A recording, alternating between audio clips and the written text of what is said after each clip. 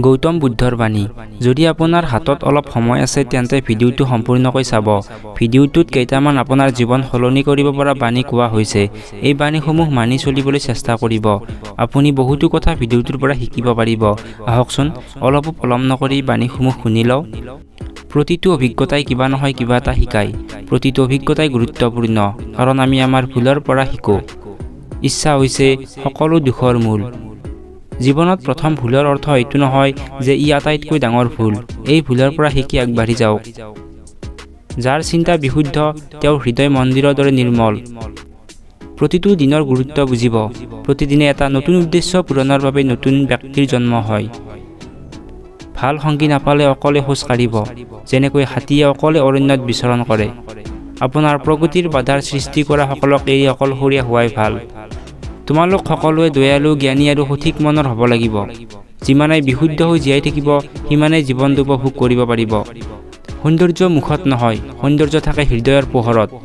জীৱনত বিষ থাকিব, কিন্তু বিষক ভাল পাবলৈ শিকিব লাগিব। প্ৰতাৰক আৰু দুষ্ট বন্দুক বনৰীয়া জন্তুতকৈ বেছি ভয় কৰা, কাৰণ এটা জন্তুৱে আপোনাৰ শৰীৰৰ ক্ষতিহে কৰিব পাৰে, কিন্তু বেয়া বন্ধুৱে আপোনাৰ বুদ্ধিমত্তাৰ ক্ষতি কৰিব পাৰে। অতীতৰ প্ৰতি বিচলিত নহ'ব, ভৱিষ্যতৰ সপোনত হেৰাই নাযাব। বৰ্তমানৰ ওপৰত গুৰুত্ব দিয়ক, এইটোৱেই সুখী হোৱাৰ একমাত্ৰ উপায়। সদায় ভাল কাম কৰক, বাৰে বাৰে কৰক। মনটো সদায় ভাল কামত নিয়োজিত কৰি ৰাখক। সৎ আচৰণ স্বৰ্গ সুখৰ পথ। সন্দেহ হ'ল আটাইতকৈ বিপদজনক। ই যিকোনো সম্পৰ্ক নষ্ট কৰিব পাৰে। চিন্তাবোৰ প্ৰকৃতিত প্ৰতিফলিত হয়।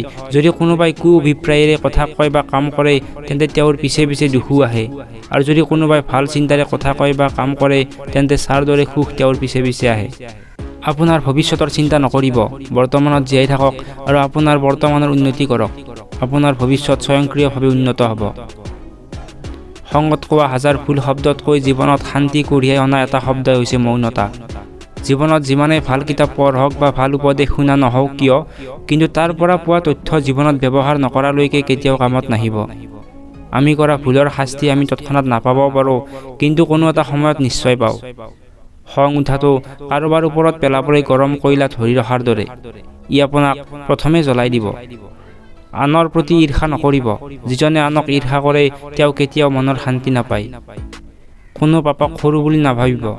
সৰু সৰু পাপবোৰ জমা হৈ মূৰ্খৰ পাপৰ ভঁৰাল ভৰাই তোলে। আপোনাৰ কাম হ'ল আপুনি ভালপোৱা কাম বিচাৰি উলিওৱা, আৰু যেতিয়া আপুনি সেইটো বিচাৰি পায়, তেতিয়া নিজকে সম্পূৰ্ণৰূপে নিয়োজিত কৰা। সেইটোৱেই সফলতাৰ পথ। অশুভ সদায় নিজে বাছি লয়, গতিকে আপোনাৰ বেয়া কামৰ বাবে আপুনি নিজেই জগৰীয়া। যদি আপুনি নিজকে সঁচাকৈ ভাল পায়, তেন্তে আপুনি কেতিয়াও আনক আঘাত কৰিব নোৱাৰে। সন্দেহ আটাইতকৈ বিপদজনক অভ্যাস, কাৰণ ই যিকোনো সম্পৰ্ক ধ্বংস কৰিব পাৰে। মানুহৰ মন তেওঁৰ প্ৰকৃত বন্ধু বা শত্ৰু। বন্ধুত্বৰে শত্ৰুক জয় কৰা, অসতক ধাৰ্মিকতাৰে জয় কৰা, ক্ষমাৰে ক্ৰোধ জয় কৰা আৰু সত্যৰে মিছা জয় কৰা। মানুহৰ আটাইতকৈ ডাঙৰ শত্ৰু ক্ৰোধ, গতিকে মানুহে নিজৰ ক্ৰোধ নিয়ন্ত্ৰণ কৰিব লাগে। প্ৰতিটো নতুন ৰাতিপুৱা আপোনাৰ ভাল আৰম্ভণি কৰাৰ সুযোগ। কোনো বেয়া কাম কৰিলেহে শক্তিৰ প্ৰয়োজন হয়, নহ'লে পৃথিৱীৰ সকলো বস্তু পাবলৈ প্ৰেমেই যথেষ্ট। নিজকে নিয়ন্ত্ৰণ কৰক। নিজকে নিয়ন্ত্ৰণ কৰিলে আনকো নিয়ন্ত্ৰণ কৰিব পাৰি। নিজকে নিয়ন্ত্ৰণ কৰাটো কঠিন। প্ৰশংসা আৰু সমালোচনা দুয়োটাকে গ্ৰহণ কৰক, কাৰণ ফুল ফুলিবলৈ ৰ'দ আৰু বৰষুণ দুয়োটাৰে প্ৰয়োজন। লক্ষ্য বা গন্তব্যস্থানত উপনীত হোৱাতকৈ অধিক গুৰুত্বপূৰ্ণ হ'ল যাত্ৰাটো ভালদৰে সম্পূৰ্ণ কৰা। কঠোৰ পৰিশ্ৰমৰ ফলত এটা ভাল জীৱন হয়। মূৰ্খ মানুহ অলস আৰু বুদ্ধিমান মানুহ কঠোৰ পৰিশ্ৰমী। বেয়াৰ পৰা আঁতৰি থাকিবলৈ ভালৰ খেতি কৰক আৰু মনটো ভাল চিন্তাৰে ভৰাই থওক। নিজৰ নিন্দা শুনিও শান্ত হৈ থকা মানুহজনে পৃথিৱী জয় কৰিব পাৰে। আপুনি বনৰীয়া জন্তুতকৈ ছয়তানী বন্ধুক বেছি ভয় কৰা উচিত, কাৰণ হিংস্ৰ জন্তুৱে আপোনাৰ শৰীৰৰ ক্ষতি কৰিব পাৰে, কিন্তু বেয়া বন্ধুৱে আপোনাৰ বুদ্ধিৰ ক্ষতি কৰিব পাৰে। ভাল বন্ধু আকাশৰ তৰাৰ দৰে, সদায় দেখা নাপালেও জানে যে তেওঁলোক তাত আছে। নিচাৰ পিছত যিমানে দৌৰিব, সিমানেই সুখৰ পৰা সমানে বঞ্চিত হ'ব। ঘৃণাৰ অন্ত ঘৃণাৰ দ্বাৰা নহয়, প্ৰেমৰ দ্বাৰাহে হয়। এইটোৱেই হৈছে চিৰন্তন সত্য। জিভা হৈছে তেজ নোহোৱাকৈ হত্যা কৰা অস্ত্ৰ। হাজাৰ হাজাৰ অসুবিধা থাকিলেও মনত দৃঢ়তা থাকিলে সকলো সম্ভৱ। অজ্ঞান মানুহ মহৰ দৰে, তেওঁ জ্ঞানত নহয় উচ্চতাতহে বাঢ়ে। ক্ষমাই আপোনাক সহানুভূতিশীল কৰি তোলে। সুস্বাস্থ্যই আটাইতকৈ ডাঙৰ উপহাৰ, সন্তুষ্টি সৰ্বাধিক ধন, আৰু বিশ্বাস আটাইতকৈ ডাঙৰ সম্পৰ্ক। যিজনে অলপতে সুখী তেওঁৱে আটাইতকৈ সুখী, গতিকে যি আছে তাতেই সুখী হওক। কঠোৰ পৰিশ্ৰম, নিষ্ঠা আৰু ত্যাগ এক কষ্টকৰ পথ, যিয়ে মানুহক মহানতাৰ উচ্চতালৈ লৈ যায়। এটা মুহূৰ্ত এটা দিন সলনি কৰিব পাৰে, এটা দিনে এটা জীৱন সলনি কৰিব পাৰে, আৰু এটা জীৱনে পৃথিৱীখন সলনি কৰিব পাৰে।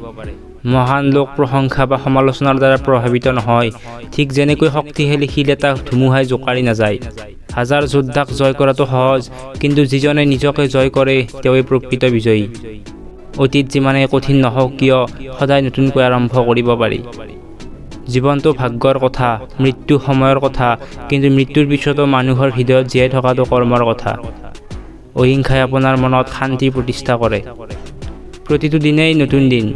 কালি কিমান কঠিন আছিল সেয়া ডাঙৰ কথা নহয়, আপুনি সদায় নতুনকৈ আৰম্ভ কৰিব পাৰে। আনৰ দোষ বা ভুলৰ ফালে নাচাব, বৰঞ্চ নিজৰ কৰ্মলৈ চাওক, কি কৰিলে আৰু কি কৰিবলগীয়া আছে। সন্দেহৰ অভ্যাসটোৱে আটাইতকৈ বিপদজনক। সন্দেহে মানুহক পৃথক কৰে, ই দুজন ভাল বন্ধু বা যিকোনো ভাল সম্পৰ্ক ধ্বংস কৰে। জ্ঞানী মানুহৰ কেতিয়াও মৃত্যু নহয়, তেওঁ নিজৰ জ্ঞানৰ পোহৰত চিৰকাল জীয়াই থাকে, কিন্তু মূৰ্খ আৰু অজ্ঞানসকল ইতিমধ্যে নিজৰ চিন্তাত মৰি গৈছে। খং নিয়ন্ত্ৰণ কৰা ব্যক্তি এজন নিপুণ চালকৰ দৰে, প্ৰতিকূল পৰিস্থিতিতো তেওঁ নিজৰ গাড়ী চলাব পাৰে।